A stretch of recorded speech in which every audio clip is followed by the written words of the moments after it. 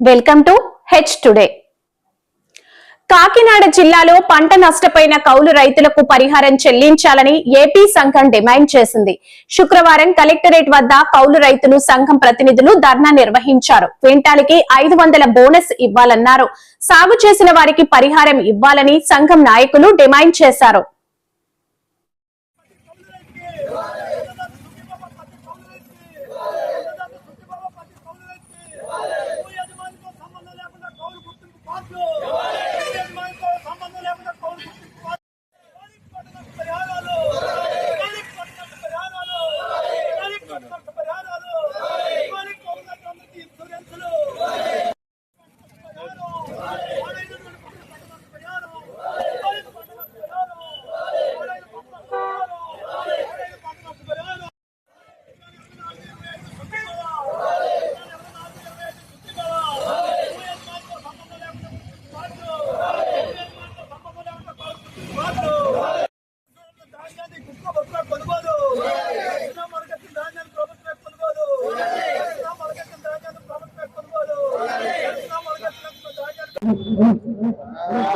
బాబు రాష్ట్ర కార్యదర్శి ఆంధ్రప్రదేశ్ కౌలు రైతుల సంఘం విజయవాడ.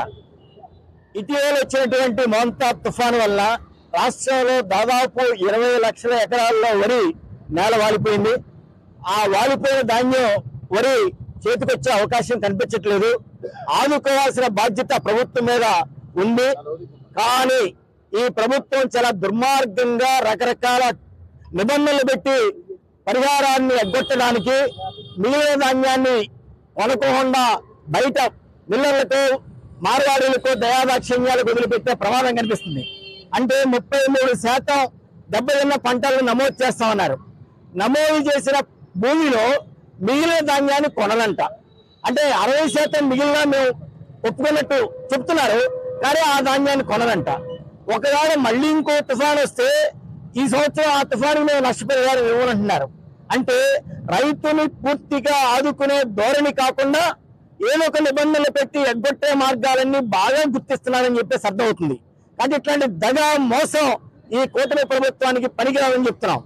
రెండో విషయం, పాత ప్రభుత్వం దుర్మార్గమైంది, వాళ్ళు రాక్షసులు, మేము మంచి మనుషులు, కొత్త చట్టం తీసుకొస్తాం, కౌలుదారులకి అందరికీ అన్నదాత సుఖీభవ వేస్తాం, ఇంకా కౌలుదారుల పరిస్థితి బంగారు మయం అయిపోతుందన్నారు. కానీ 2 సీజన్లు అయినాయి, ఇప్పటి వరకు